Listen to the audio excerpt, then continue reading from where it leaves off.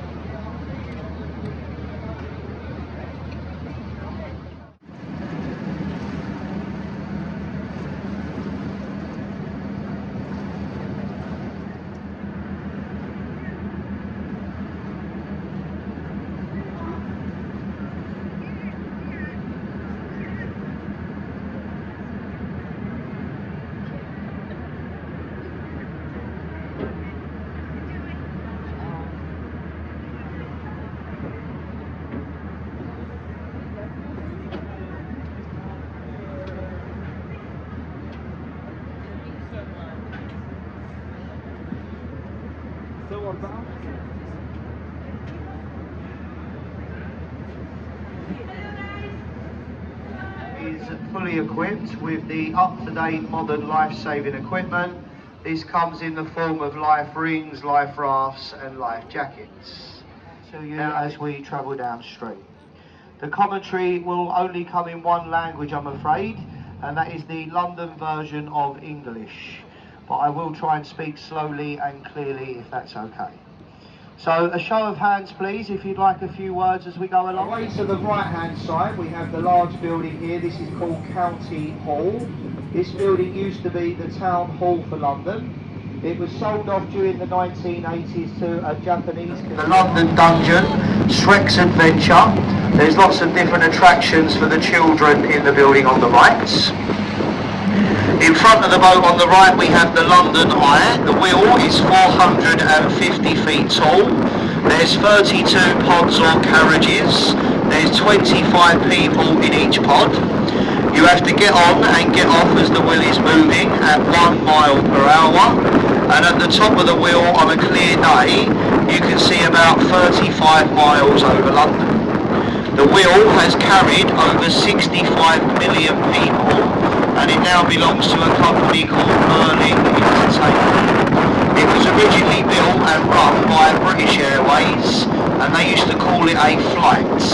And to take a flight on the London Eye, it would cost you £5.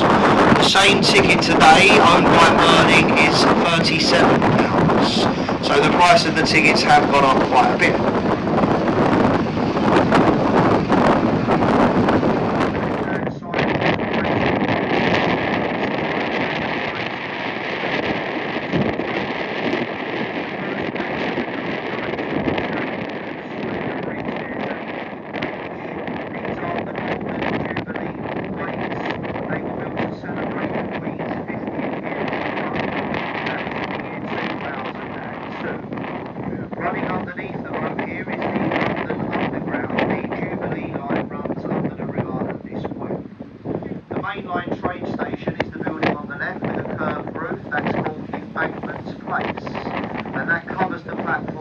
of Charing Cross Station.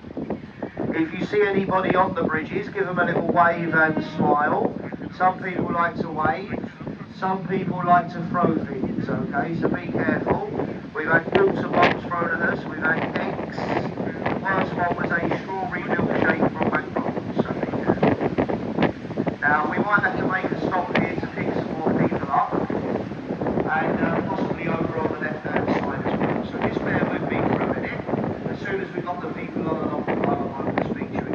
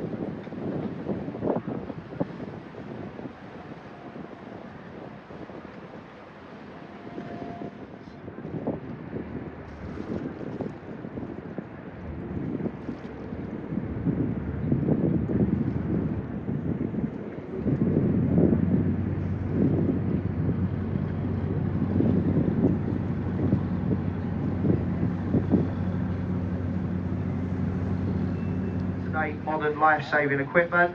This comes in the form of life rings, life rafts and life jackets, okay? Now over to the left-hand side of the boat, on the river wall itself, you'll see there's a stone column, and this is called Cleopatra's Needle. It was given to us by an Egyptian government in thanks over defeating Napoleon and the French fleets at the Battle of the River Nile. The needles are made in pairs, and the twin column in Central Park in New York City in America. At the bottom of the needle you'll see two statues, the Sphinxes. They are facing the wrong way. They should be looking away from the needle and guarding it.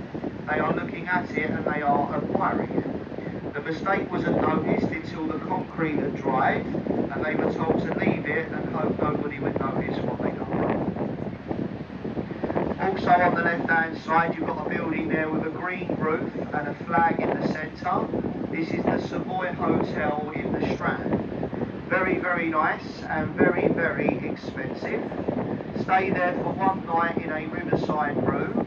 It will cost you £1,300 per night. The bridge in front of the boat is Waterloo Bridge. This is better known in London as the Ladies' Bridge, built by ladies during the Second World War. Whilst the men were at war fighting, the girls at home had done the construction, and the bridge here was one. And I'm sure we must agree, gentlemen, the ladies of London, they made an excellent job. So well done the girls, well done. Through the bridge on the left-hand side now, we've got a large building with a green dome in the centre. And this is Somerset House, built over 200 years ago for the Dukes and Earls of Somerset. For many years, the building stored a birth, death and marriage certificate, taken over by the Coulthard Art Gallery and King's College. They're in the building on our left-hand side.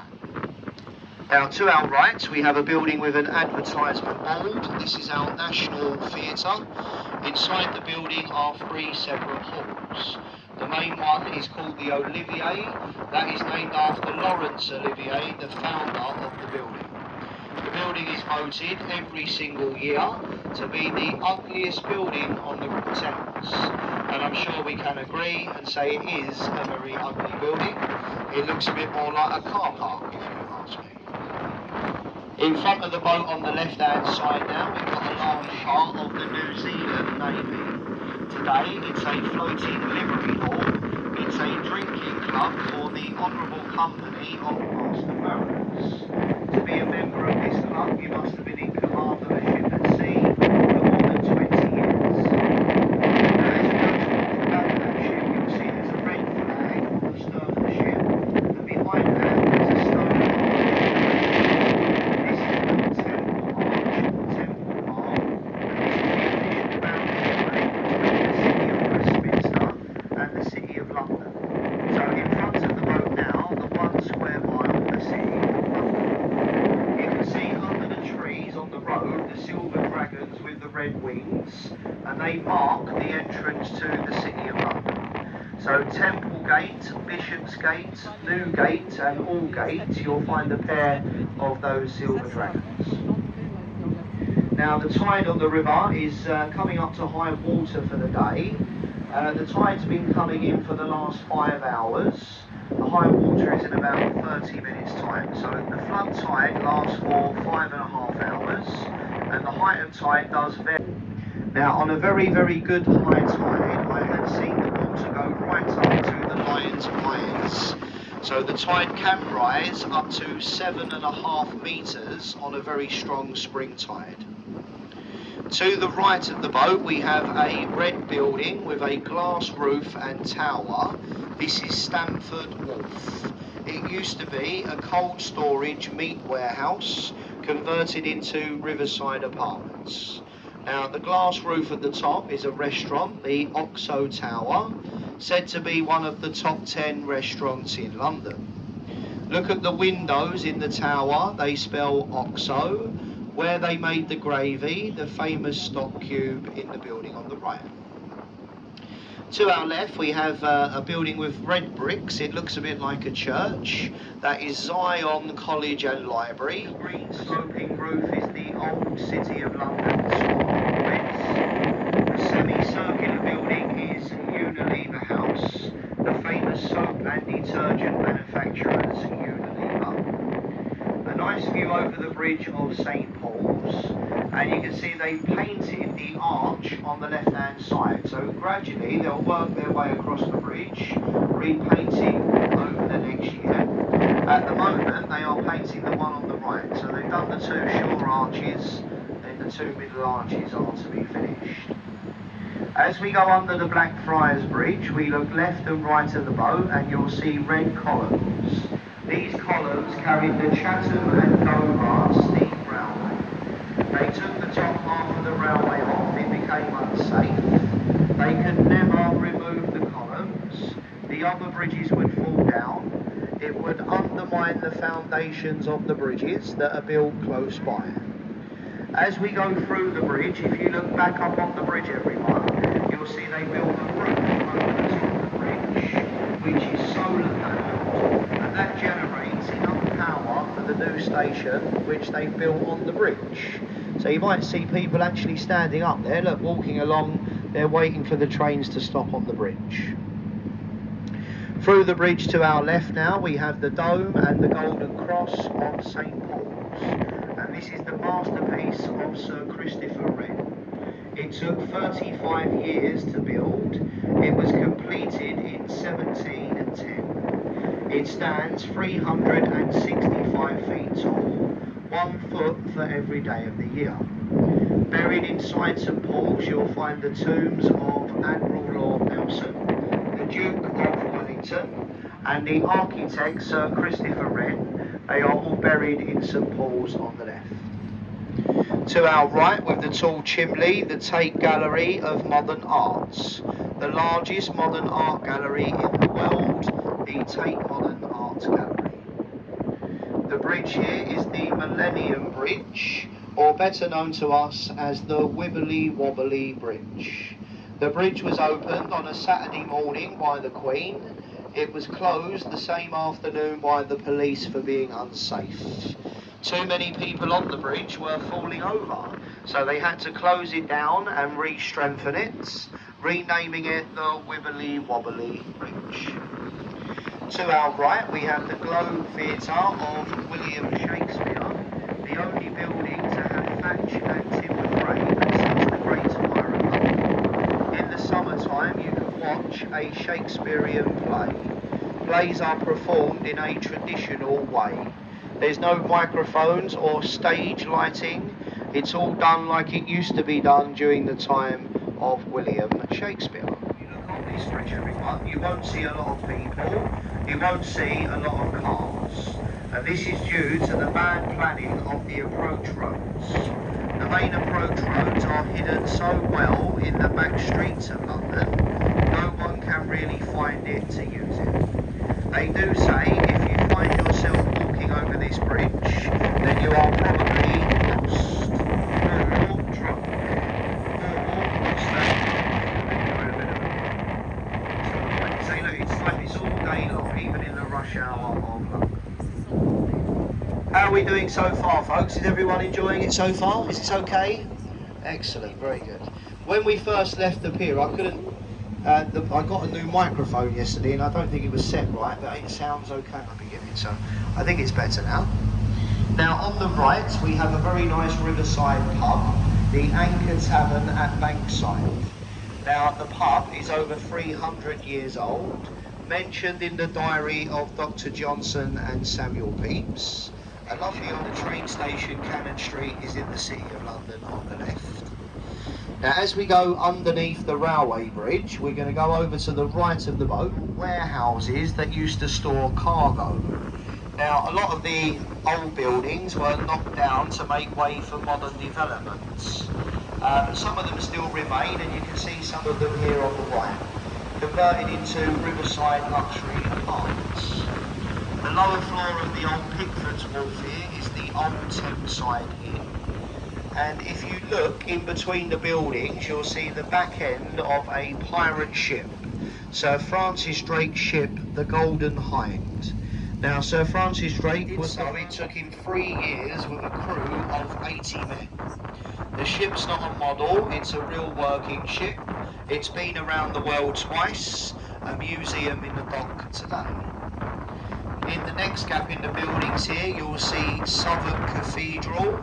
It dates back to the 14th century. Lovely view as we come past the gap here. Now, go behind the cathedral here, and there is the Borough Food Market.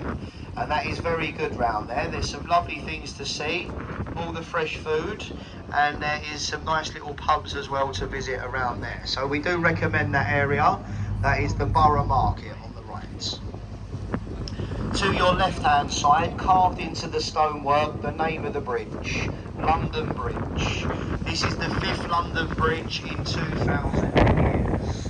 When the Romans came here, they built a wooden bridge, they called it Londinium. There was a medieval crossing for over 500 years. It had a church, shops and houses. The London Bridge before this one, it was sinking, and it was sold to an American businessman. Is on the left. On the right of the boat we have warship HMS Belfast. She was built in 1938 in the Harland and Wolff shipyard in Belfast in Northern Ireland. She saw action in the Second World War. She was the flagship for the United Nations in the Korean War. Today, a museum to former naval sea power. Visit and explore all 9 decks. You go down in the engine room, you go right up on the captain's bridge. A lovely day out, folks, something I'd highly recommend. The old warship, very, very interesting.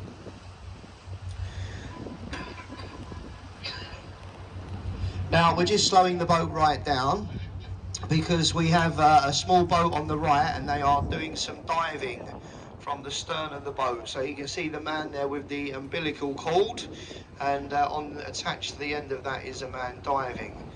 So you can see them there doing their work. So obviously as we go past, our propeller is spinning in the water, which you might not think it, but causes lots of sound underwater, obviously, and that poor man down there with his helmet on would hear that quite badly. So we slow down, stop our propeller from moving as we go past.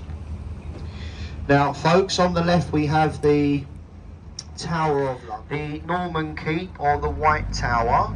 It was built in the reign of William the Conqueror in 1078. The building has served London as a royal palace. It's been a prison, a royal mint, an observatory. Famously, a place of imprisonment, torture and execution. Look on the river wall, you'll see entry to Traitors' Gates. If you were found guilty of treason to the crown, you were taken through Traitors' Gates, where you were imprisoned or executed inside the Tower of London.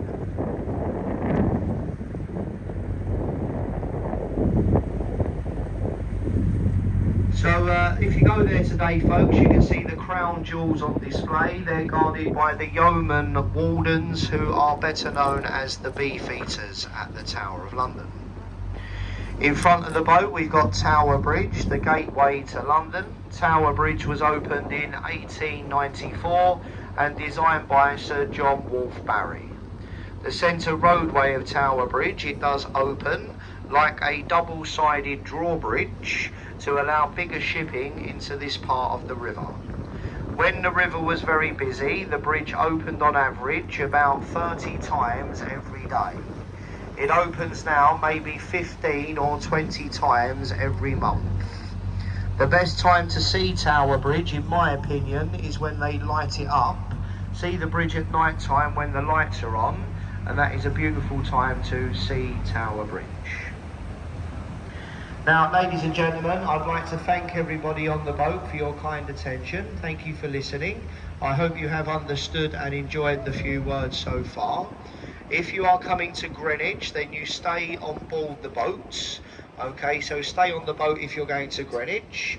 If you're not going to Greenwich, then you can get off the boat here, and there's returning boats through the day. The last boat is at 4:40. They run from 12 o'clock. So 12 o'clock, 12:40, 1:20, 2 o'clock, and so on, every 40 minutes until 4:40 tonight, okay?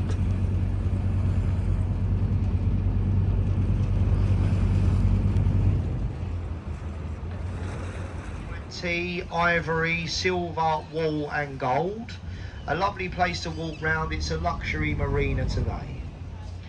Now, when you have taken your photographs, please can you remain seated until the boat is on the pier. We don't want to see anyone fall over and hurt themselves. If you're going to Greenwich, as I say, stay on the boat with us. And if you're getting off here, make sure you take everything with you and enjoy your day at the Tower. Ladies and gentlemen, the very last thing that we do mention, a very brief word about the commentary. Now, as we did say, we are the crew, we are licensed watermen, and our job is to take you and the boat safely up and down the river. Now, it does seem very silly to me to get you on the boat, take you for a boat trip, and nobody explains.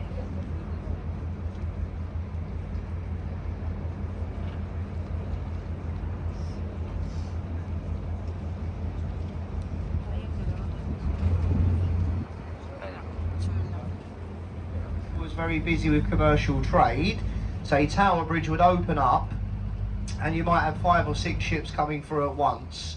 So then you could walk up the tower, over the catwalk at the top, that was open to the public as a crossing. So there was always a means of getting across. And when they built the bridge, it had to open because lots of shipping worked in that part of the river. So there was, which you'll see down at Greenwich, she used to sail up the river with her chest of tea, unloading into the buildings on the right. Today the buildings on the right are riverside apartments. They're very nice and they are very, very expensive. You could pay anywhere between 2 and 5 million. Very expensive. The lower floors of Butler's Wharf are nice restaurants and bars. Sit outside the bars here, so a lovely place to take in the view of Tower Bridge. The Shard away to the right is the tallest building in Western Europe, over 1,000 feet. It was designed by Renzo Piano, an Italian architect. Tallest building in Western Europe today. Now, if we come over to the right of the boat, if you look at the and this is where they filmed Oliver Twist, the famous musical. This is where Fagin had his den on Pickpockets Boy Thieves, where Bill Sykes was hung from the warehouse roof. On the low tide, the water drains away, leaving a muddy creek. That's where Fagin got the jewels in the sticky hole at the end of the film in Oliver Twist. So you lovely there, retains lots of original capital. To the left of the boat, we've got green glass apartments. These are the newest apartments in this part of the river. Like other modern buildings, they are designed with a theme. They are designed to look like. Now, I honestly believe you can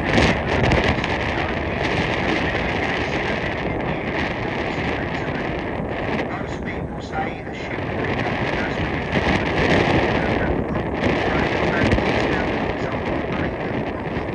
French marching song. Now, what this man was on at the time, I'm really not sure, but it must have been pretty strong. Look at the rooftops. The rooftops do look like berets, so the soldiers smoked at. I will agree with that. The square box is the backpack, the white stick is the tip of the gun. The one at the end looks more like a control tower to them. So you do need a very wide imagination, or to be honest, you need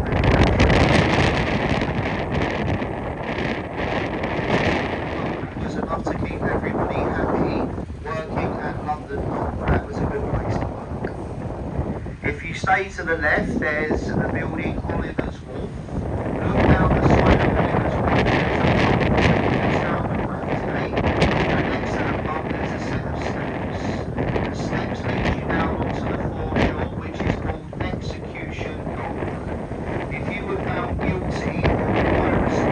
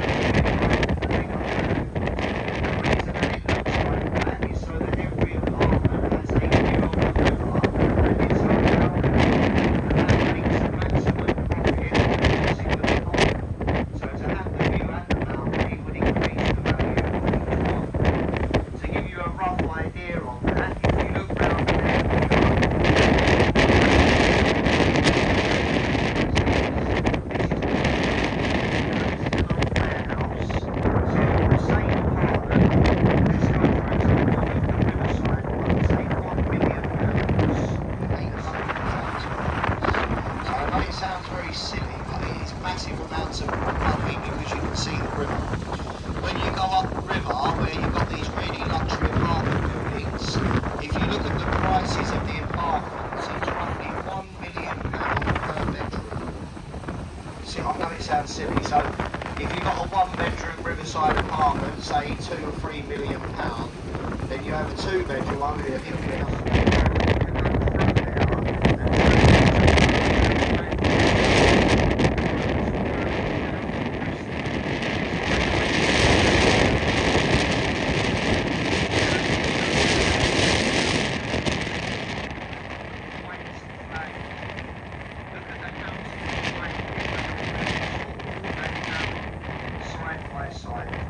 years ago, they used to tax you on the width of your house. So they built it tall and narrow to defeat the tax law. As the building got taller, it needed more windows, and they invented window tax. And if you walk around some of the old parts of London, and not just London, all over the country, you'll see they bricked up their windows for a cheaper tax. And it's where you get the saying of daylight robbery. You might have heard that.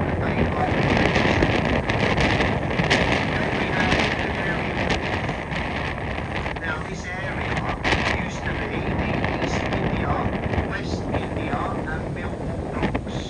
Ships came from all over the world to unload their cargo here. Now due to containerisation, all the docks and the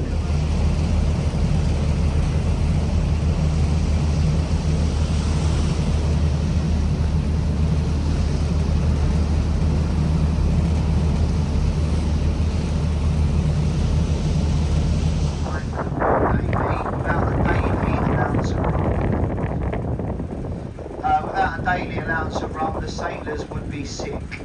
Now the reason for this, their water supply on a ship went to sea in a wooden barrel, and the wood contaminated the water. So what they did, they tipped rum in the water to kill the bacteria and keep warm fit to drink. So it was important you had enough rum to keep your water supply clean. And every sailor on the ship would have a daily allowance of what was called grog. Now, the good story that goes with this, when Admiral Lord Nelson was killed in battle, the Battle of Trafalgar in 1805, they wanted to bring his body home to give him a proper funeral. But obviously they couldn't just leave him laying dead on the ship. So what the crew did, they got a big barrel of brandy, they put Lord Nelson in the barrel with the brandy to pickle his body to bring him home. Now it is said that on the way home, the crew run out of rum, and they started to drink the brandy from the barrel with his body inside it, which is put into containers, and that will tow that barge downriver to a place called Belvedere, where they will burn the rubbish to generate electricity. For many years, all the rubbish went down to a place called Rainham, and they had a big landfill site there, but that is filled now, and say the rubbish is burned down at Belvedere today. So the ships will come through the canal instead of sailing around the bend. When they cut the canal, they turn this area into an island, and it's a man-made island. It's called the Island of Ross. Can we see that? They behind the ship. That building stands on the line on 0 degrees longitude. That is where east and west meets. As we travel around the world, we add or subtract time depending if we go east or west of the line 0 degrees longitude. Every clock is set there. At 5 minutes to 1, so in about 55 minutes time, that red ball you see will start moving, and it goes up the T-bar very slowly until it gets to the top. It sits at the top of the T-bar until the clock in the observatory strikes 1. And as the clock strikes 1, the ball drops. So the ships would sit and watch the ball, and as it fell, they would set the clock. So when they sailed out to sea, they had a proper time reading to navigate through the time zones, you see. So that was built as a timepiece for shipping up there. Now, the Cutty Sark, as I said to some of you earlier, or said to everyone earlier, she would sail over from China and Ceylon, and she would deliver tea to Butler's Wharf up by Tower Bridge. For many years, the Royal Navy were trained and nursed in the Naval College. They are used today by the University of Greenwich and the Trinity House of Music. Those are there. If you walk past it, we have to walk in behind it and down past the power station. There's another nice pub there called the Cutty Sar, which is nice. There's a lovely market in Greenwich. There's some nice pubs and restaurants. Some nice places to visit today. And as I said, the boats are every 40 minutes, and the last one leaves here today at 10 past.